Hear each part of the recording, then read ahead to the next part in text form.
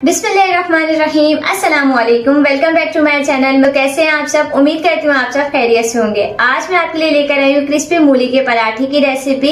इसे बनाना बहुत ही आसान है और इसे हम बनाएंगे कुछ नए अंदाज में। तो चलिए जल्दी से इसे बनाना स्टार्ट करते हैं। मूली के पराठे बनाने के लिए सबसे पहले हम फिलिंग रेडी करेंगे। तो यहाँ पर मैंने एक लार्ज साइज की मूली ली थी, जिसे मैंने अच्छे से धोकर ग्रेट कर लिया था और उसके बाद मैंने इसे पानी में भिगो कर रख दिया था 1 टीस्पून सॉल्ट डालकर।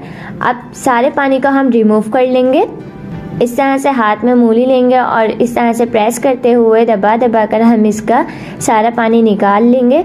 आप चाहें तो ये वाले स्टेप को स्किप करके, अगर आपके पास मलमल का कपड़ा हो तो सारे मूली जो है उसमें करके आप उसे अच्छे से निचोड़ लें। तो इस तरह से भी सारा पानी मूली का जो है वो निकल जाएगा।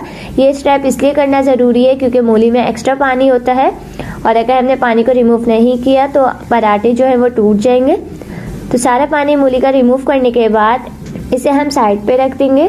और यहाँ पर मैंने एक पैन ले लिया है, इसमें मैं ऐड करूँगी 1 टेबल स्पून घी या फिर ऑयल और इसमें हम ऐड करेंगे 1 टीस्पून जीरा, 1 टीस्पून लहसुन अदरक का पेस्ट। इन दोनों चीज़ों का हम सौटे कर लेंगे।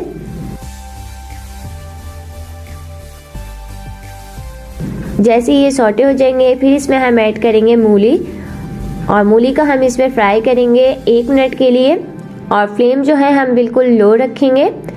अब इसमें हम कुछ स्पाइसेस ऐड करेंगे। 1 टीस्पून नमक, 1 टीस्पून कुटी लाल मिर्च, 1 टीस्पून लाल मिर्च, 1 टीस्पून धनिया पाउडर, हाफ टीस्पून हल्दी।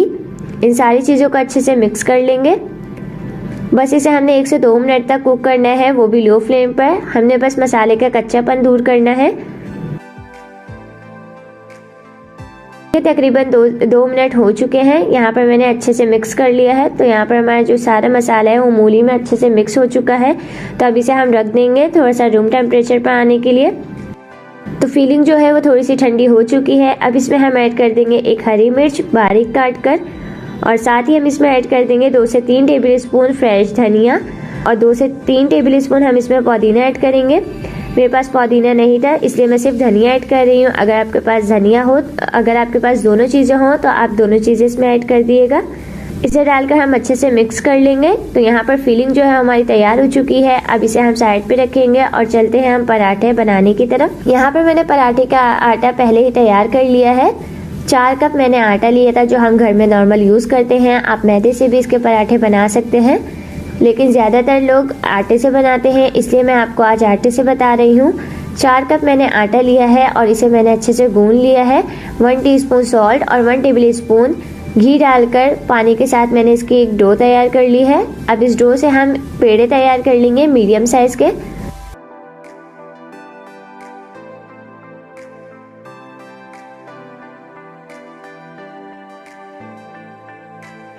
सारे पेड़े बना लेने के बाद हम 2 सेम साइज़ की रोटी बेल लेंगे। थोड़ा सा मैदा डस्ट करके हम पेड़े को इस तरह से करेंगे और बेलन की हेल्प से हम इसकी रोटी बेल लेंगे।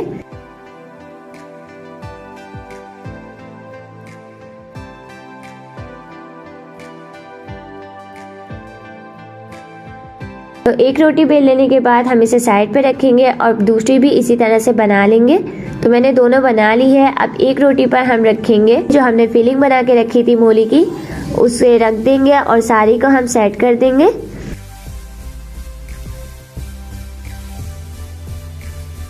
इस तरह से सारी फिलिंग सेट करने के बाद के साइड्स पे हम लगा देंगे पानी, ताकि जब हम दूसरा पीस रखें रोटी का तो वो अच्छे से इस पे चिपक जाए। इस पे पानी लगाने के बाद दूसरी रोटी हम इसके ऊपर रख देंगे और इसे हर तरफ से अच्छे से प्रेस करेंगे ताकि ये हर तरफ से लॉक हो जाए, बंद हो जाए।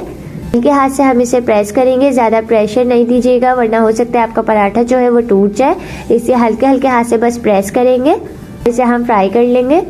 तवा ले लिया है मैंने यहाँ पर, इसके ऊपर हम ये पराठा डालेंगे और अभी हम इस पर घी नहीं डालेंगे, एक तरफ से कलर आ जाने देंगे, उसके बाद हम इस पर घी डालेंगे।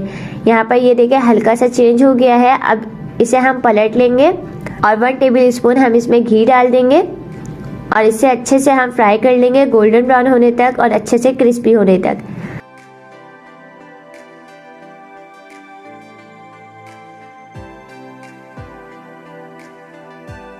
تو دیکھیں ہمارا پراٹھا جو ہے وہ تیار ہو چکا ہے، اچھے سے ہر طرف سے فرائی ہو چکا ہے. تو اب اسے ہم نکال لیں گے اور باقی کے پراٹھے بھی ہم اسی طرح سے فرائی کر لیں گے. تیار ہے ہمارے بہت ہی کرسپی مولی کے پراٹھے. تو میں نے اسے سرو کیا ہے چٹنی سے، آپ چاہیں تو اسے کسی اور چیز کے ساتھ بھی سرو کر سکتے ہیں. ہر چیز کے ساتھ یہ بہت ہی مزیدار بن کے تیار ہوتے ہیں. تو کیسی لگی آپ کو میری یہ مولی کے پراٹھے کی ریسیپی، مجھے کمنٹ سیکشن میں بتانا مت بھولیے گا. Thanks for watching. اللہ حافظ.